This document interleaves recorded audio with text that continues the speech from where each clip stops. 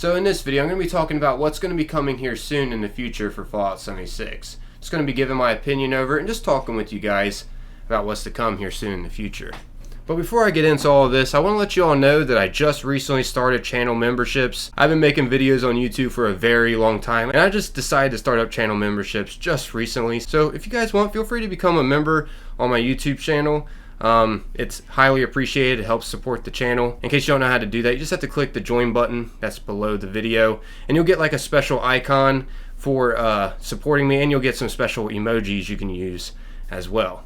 Look into it before you go and join, but I would highly appreciate it if you guys do become a member for my YouTube. I might make a dedicated video over these channel memberships because, once again, I've been making videos for a very long time, and I just now decided to make channel memberships. So yeah, I literally have 0 members at the moment. Just started it, literally. But yeah, now since I got all that mumbo jumbo out of the way, just wanted to announce that because, I don't know, I'm kind of excited about, starting up memberships. I've always debated it, but never really went through with it until just recently. In this video, like I mentioned in the beginning, I'm going to be talking about what's going to be coming in the future of Fallout 76 and giving my opinion over it. As some of you may know, Atlantic City DLC is coming out here soon in December. We actually got an official release date for it, and we're going to be able to jump into the public test server and try it out in October, which I'm excited about. I'm super excited to play this. Like, don't get me wrong, it's something new being introduced to one of my favorite games of all time, Fallout 76. I have supported this game since the get-go of Fallout 76 when it was a bumpy ride at first. I still enjoyed it, even though it was a bumpy ride at first, with no human NPCs and all kinds of bugs. I mean, some of you that have been around since I've started Fallout 76, you should know how the journey went in the beginning. But yeah, what's got me a little concerned though about the Atlantic City DLC, and I don't know if it's got you guys concerned, but I'm worried that it's just going to be another expedition like the Pit. I mean, don't get me wrong, the expeditions are kind of fun for a little bit, but I just got super burnt out on the expeditions, and I didn't really find it all that fun and engaging for the longest. Like, I played a little bit of the expeditions and then I was just done with them. I mean, I like how Bethesda recently made it so it doesn't take as many stamps to get some of the rewards, but when it first came out, woo! It was a grind to get those rewards with how many stamps it was requiring.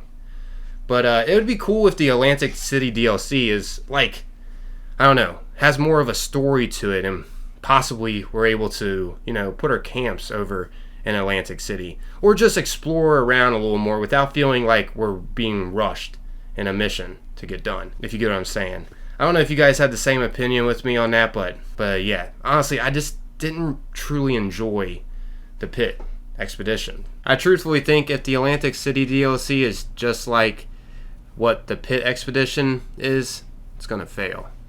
It's gonna flop, to be real with y'all. However, if it's something a little more than just what the Pit offered, like we're able to just go over there whenever, not on a mission, and explore around, dive into some quest, find some locations around in that area, possibly even place a camp over in that area, it's going to succeed. And it'll make a lot of players return. And when those players return, they'll see how much Fallout 76 has improved since the beginning.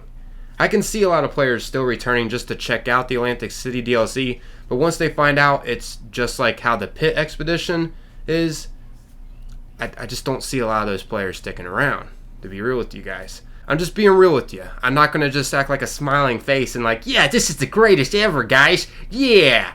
No, I can't do that, because this is a game I truly care about and want to see it succeed. I can see it succeeding. Which, speaking of that, I don't know if you guys have seen the new reveal over this, which announced when the DLC was officially releasing and when we're getting it in the public test server, which I will be playing it during this video.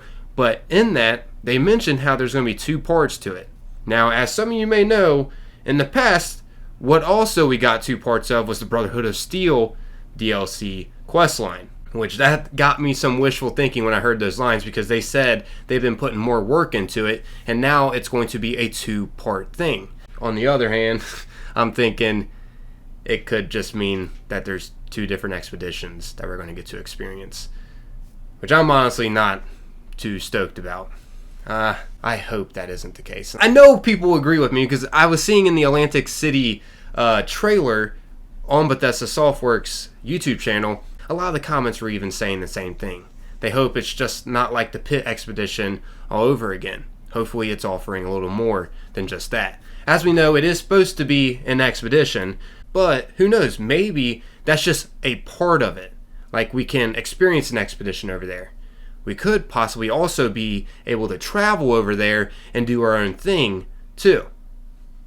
Maybe?